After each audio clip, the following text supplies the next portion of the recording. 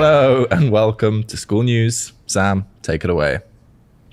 Yes, so today we're going to make another module of this course live with you guys, but we wanted to start by giving you a quick update of how it's going. So, you know, we're putting together this course live together. We did the first module last week. And one thing we noticed when we did this was it went a bit too long. Like as soon as we were done recording it, I was like, oh, fuck. Yeah. That was too long. It was like 45 minutes or something. But not only was it too long, but it felt like we didn't get to cover the second part of it in enough detail. Yep. So it was like double bad in a way. And then looking at it on YouTube too, the engagement was pretty good until it got to that point. So that kind of confirmed it. Yes. So what we decided to do after we recorded the video was it really should have been 2 modules, not just one. Mm-hmm. So we naturally kind of chopped it at the end of like stages of evolution. Yep. Because there was a lot we covered in there. And then how to use this course, which includes like training, community support, the school games, software, and fun. We decided to put that in its own module. Yep. So that way the first module is not too long, it's 23 minutes. The second module, you know, can cover everything here. So, you know, there's probably a lesson in there for you guys. Sometimes you think something is one module, but you do it and it turns out to be 2 things. Yep. And it's important to just leave some room for like this thing to flex around and evolve as you're making it. Mm-hmm.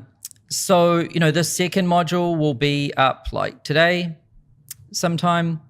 And then that brings us to this one, number 3, finding your group topic. And today, that's what we're going to do live. So today we're going to cover finding your group topic, like how to find your thing. And it's really like the first stage of evolution on Skool. You need to find your thing so you can make a community around it and get your first 3 members. Yep. So let's dive into it. How do you do it? Well, I think the first question, and honestly the most important question, is what are you passionate about? And why passion is important is, you know, business or making anything, you get exponentially better over time. And if you don't love it, you probably won't keep doing it. Mm-hmm. And if you don't keep doing it for a long enough period of time, you'll never really do that well. Yep. So in order to do well, you need to do it for a long period of time, which means you need to love it. Mm-hmm. So it is, I swear, the most important thing. And that's why I would just start by asking yourself, like, what are you interested in? And there's a few different ways to frame this question. You could also say, like, what would you do for free, even if you didn't get paid? Mm-hmm. Yeah, that's a good one. Also, what do you think about when you're going to sleep? Or what do you think about in the shower where your mind just wanders? That's an indicator of your passion. Yeah. Yeah, like what is your distraction? Right? Because a lot of people think, oh, I need to be productive and do this thing, but I really just want to do this other thing. I've honestly found sometimes the distraction is the answer. Yeah. Right? Yeah. Which is quite interesting. Yeah. And then, where does your attention go in your free time? And if you're like, I don't know, well, look at your YouTube history. YouTube keeps pretty good history. Take a look. Yep. What kind of videos are you watching? What channels are you subscribed to and do you keep coming back to, right? Then look at your bank statements. You know, where your money flows to and where your attention and time flows to, that's what you're interested in. 100%. Then you could look at your calendar, like what kind of events do you attend? What things do you make time for, right? You can also ask your partner, if you've got a husband, wife, whatever, you could ask your parents and you could even ask your friends, like, hey, what is the thing that I just won't shut up about, right? Yeah. Sometimes you need to get outside of yourself to be able to like Yeah. get a good perspective on yourself. And sometimes it's so obvious. You're all stuck in your head. What am I passionate about? And you ask someone, they're like, oh, it's obviously this thing. You don't stop talking about it. You spend all your day about it. That's the thing. Mm-hmm. And I think you know, this is what you need to do first. Like, find out what you're passionate about and spend some time, you know, doing this kind of discovery process. And to give you an example of this in practice, so I'll tell you a quick story about how we came up with the format for Skool News, which is, you know, the thing you're watching right now. So we wanted to make a weekly kind of show for the schoolers community, but historically I really hated making content. Yep. Especially those kind of talking head videos where you just have to like talk at the camera and you've got to come up with ideas. Yeah. They drive me crazy. And so obviously if we use that format that I'm not passionate about, we're going to suck at doing this. Yeah, people right? can feel it. Yeah, so I guess there's more to passion than just like you doing it consistently over time. It's also, there's something magnetic and contagious about things that people have passion for. And so if it's a joy to create and you love creating it, then it's probably going to be a joy to view and like engage with, right? Yeah. And so if I'm in pain making it, then they're probably going to be like, whoa, this feels off. Yes. And also I'm not going to be consistent. Yes. And if you think about how people consume content or consume communities, they're really consuming because they want to feel something different how they're currently feeling. And if you're feeling super drained, they don't want to feel drained. They're not watching these videos or joining a community to feel drained. They want to feel passionate and excited. And if you feel that, they'll feel that. Yeah. And so with this example, so we kind of went through this process. I thought, well, what do I consume? And interestingly enough, I absolutely hate talking head videos. Yep. So like just watching some dude talk at a camera, never.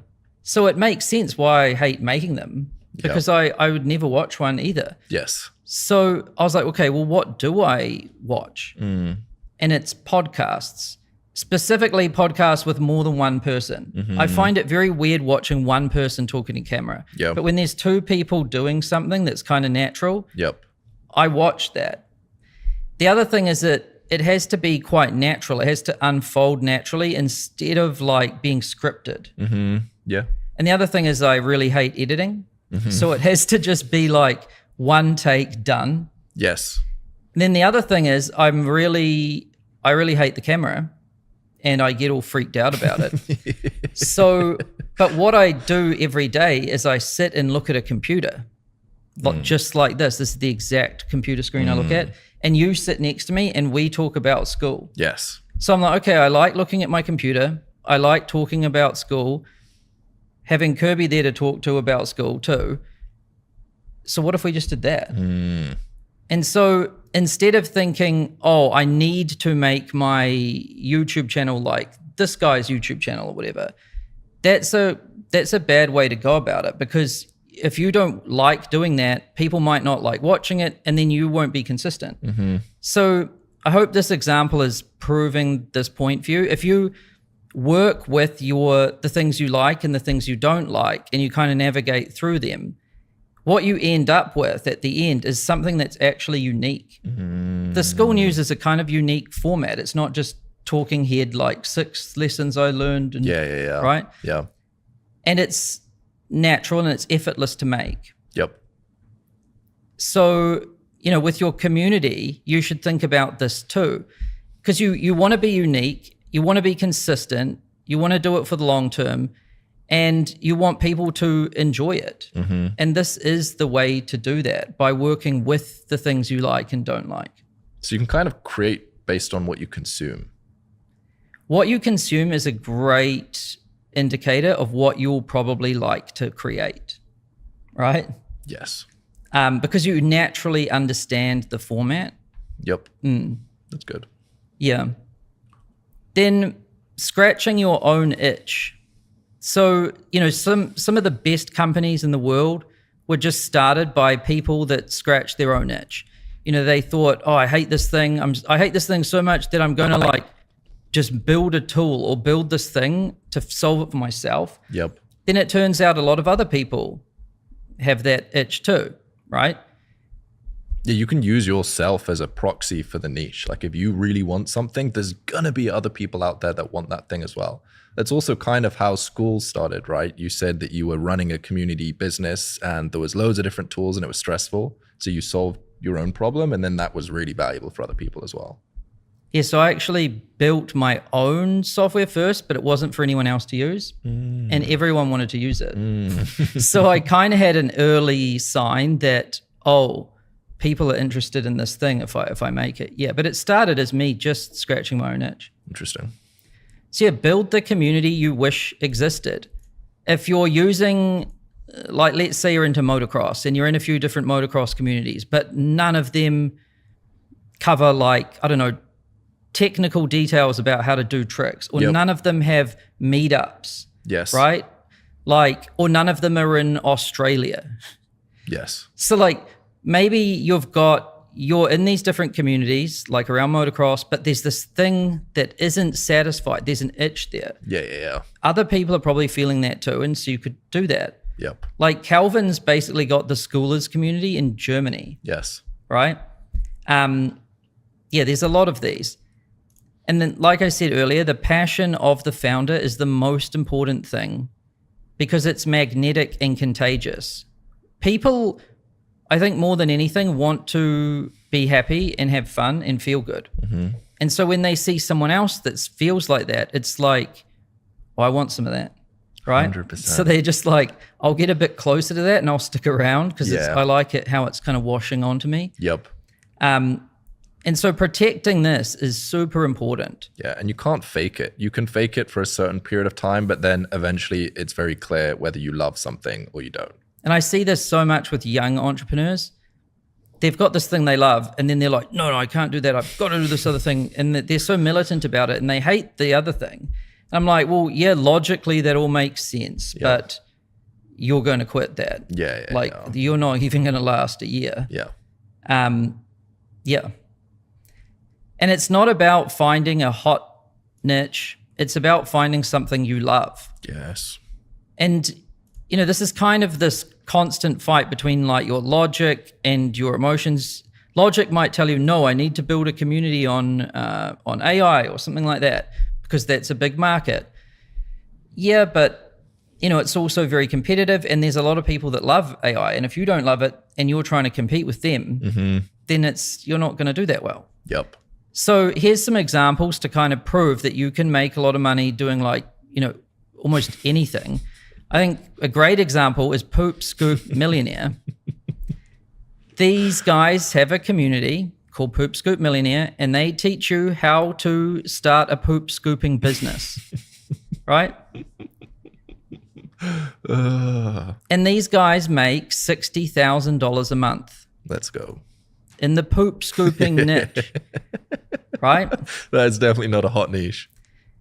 That's what I mean. So, and how many people are passionate about scooping poop? Not many. So, it's very unique. It catches everyone's attention.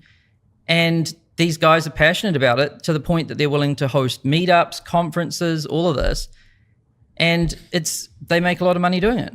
Yep. Here's another example, Counter-Strike Improvement. CS2 Improvement Camp. So, this guy teaches you how to play Counter-Strike better. Yep. Right? The game Counter-Strike.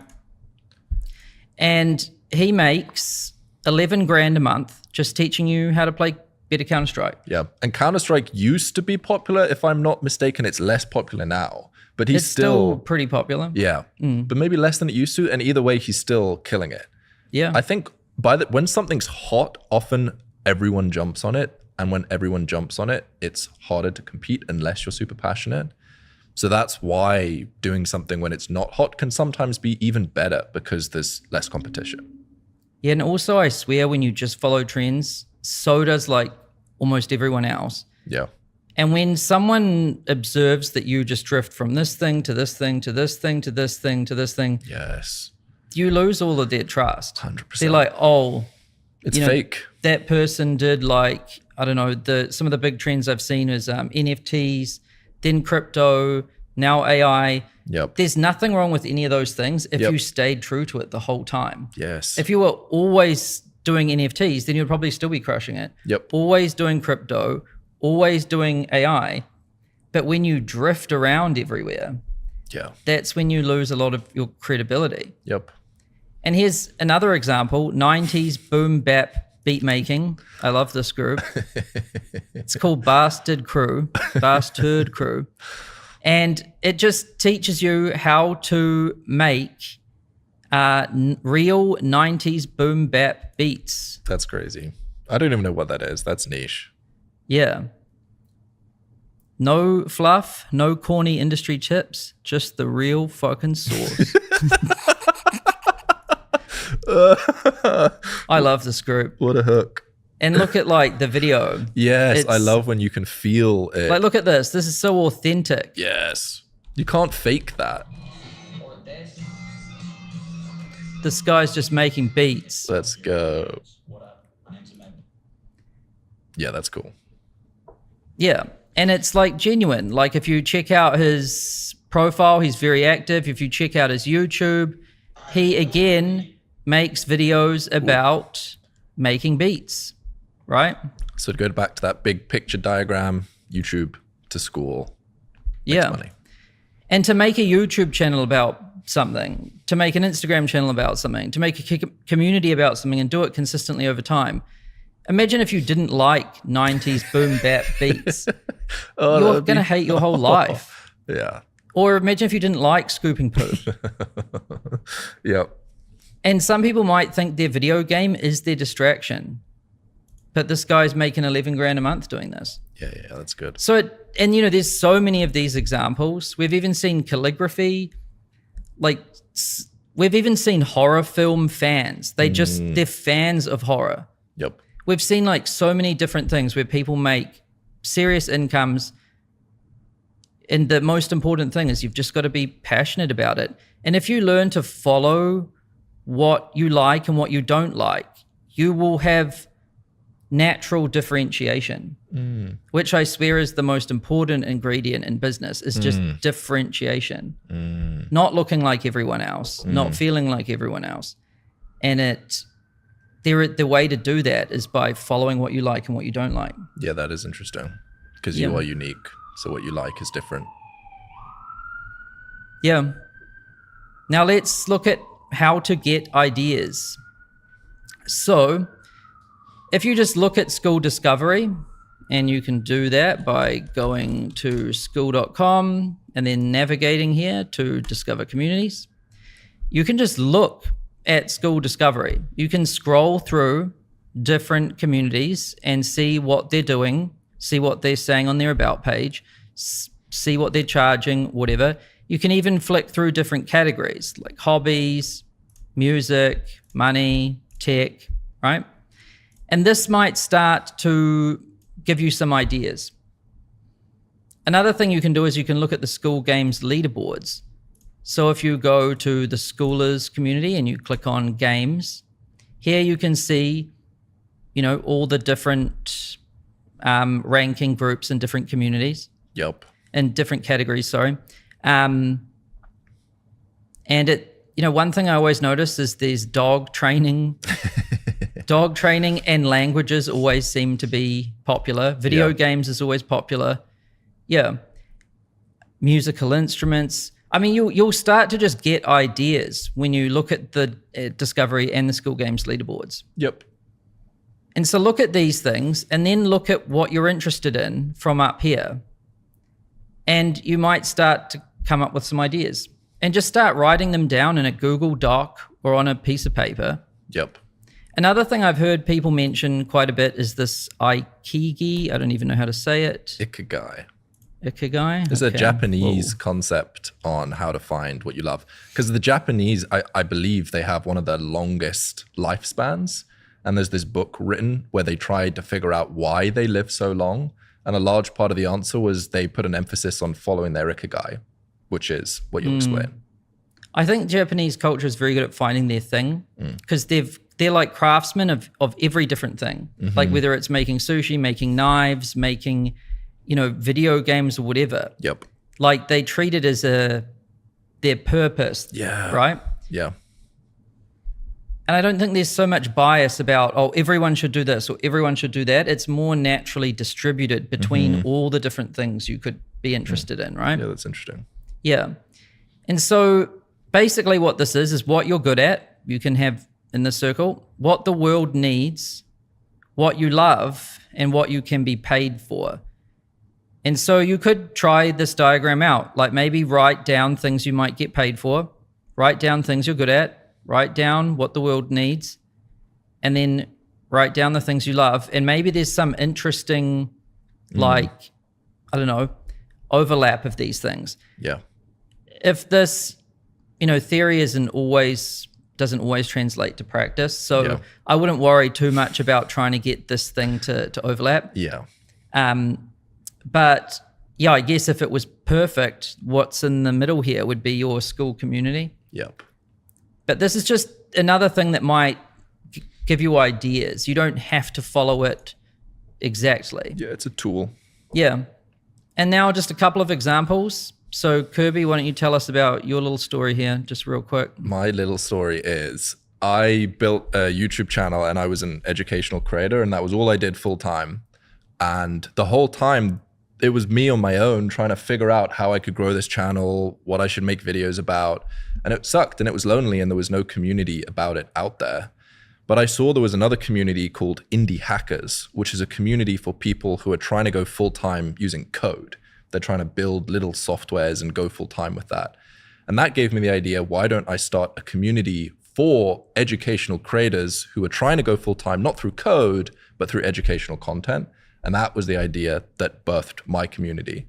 It was something I wanted, and it was like something else that I saw, but there was a gap that nobody had created. And it ended up being something that people loved. Yeah, that's interesting. So you could say it's like this, but has this thing that's different. Yeah. It's like Schoolers, but for people that speak German. Yeah. And then Hazel has a successful community. We shared it in the first module. Crochet, right? Yeah. And so I DM'd her and I said, hey, did a school community inspire you to make your community? Her community is called Crochet Creations. And she said, yeah, I was inspired by this community called Naughty Hub, right? And what does this community do? So it teaches Pattern designer. Yeah, something about yarn. Yeah.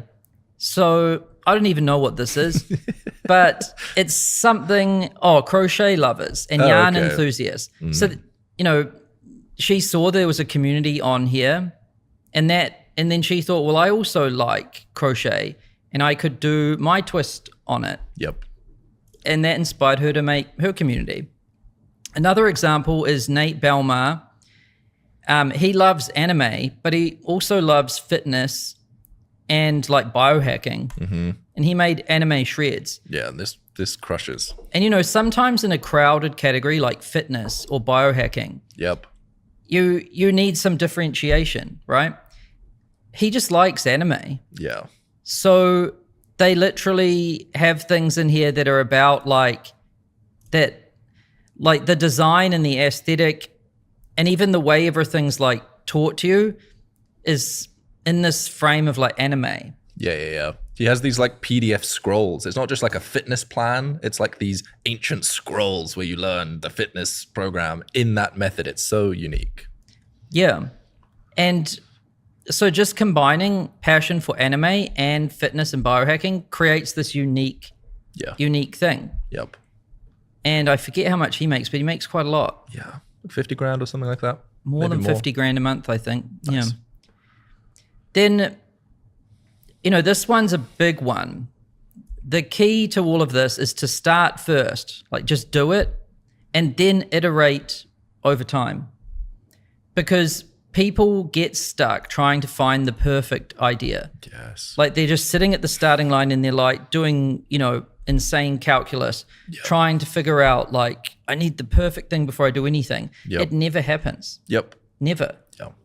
And instead you'll just like overwhelm yourself and freak out and quit, right?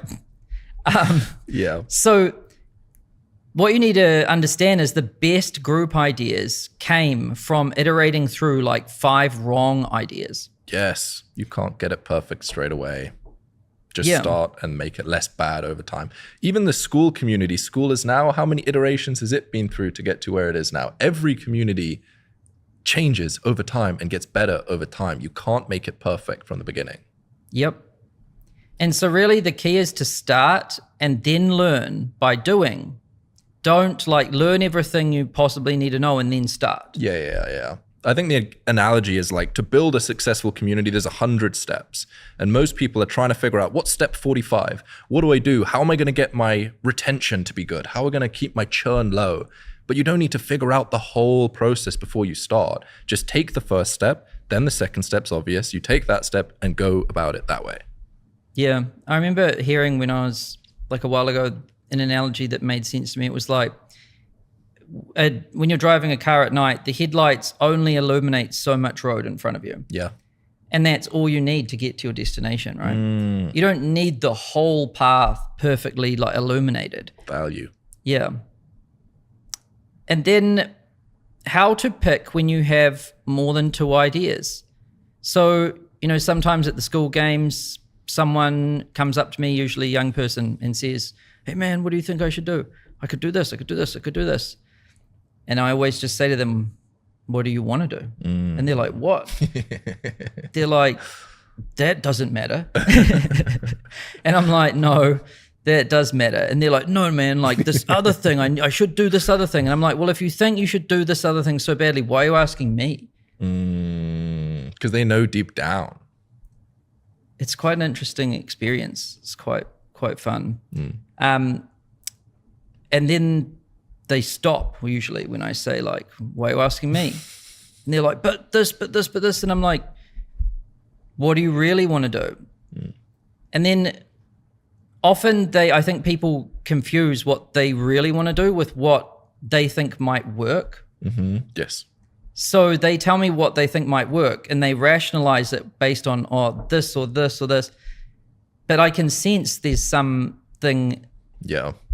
I can sense this unease. Yeah. And so I often say, like, if you were to just listen to your heart, like, what does that tell you to do? And they're often like, "Oh, do this." And there's like this sigh of relief. And then I'm like, "Well, why don't you just do that?"